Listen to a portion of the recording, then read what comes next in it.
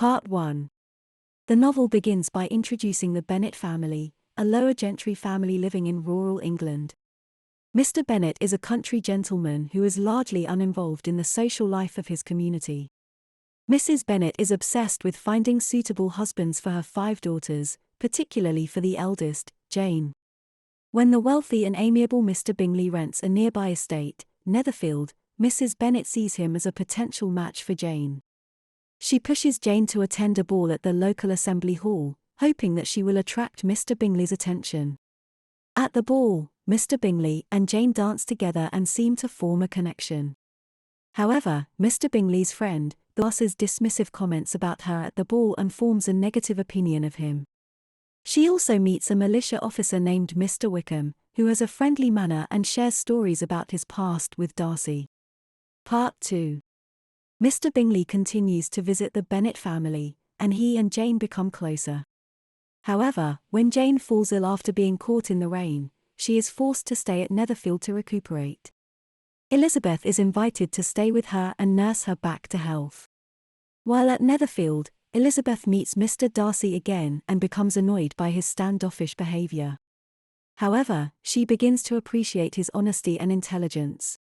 She also learns that he has intervened to keep Mr. Bingley from proposing to Jane, which she sees as a sign of his arrogance. Mr. Collins, a distant cousin of the Bennet family and heir to Mr. Bennet's estate, visits and proposes to Elizabeth. She refuses him, much to her mother's dismay, by his standoffish behavior.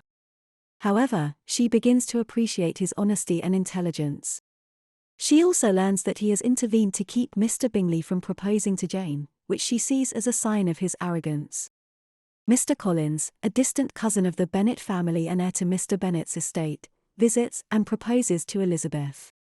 She refuses him, much to her mother's dismay. Elizabeth meets Wickham again and learns more about his history with Darcy. According to Wickham, Darcy cheated him out of his rightful inheritance and broke a promise to provide him with a living. Elizabeth begins to see Darcy as an arrogant and cruel man. Part 3.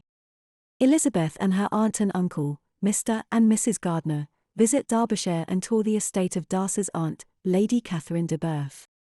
There, Elizabeth is surprised to encounter Darcy, who is also visiting his aunt. She finds his behavior towards her kind and courteous, and begins to reconsider her feelings towards him. However, her happiness is threatened by the news that Lydia, the youngest Bennet sister, has run off with Wickham.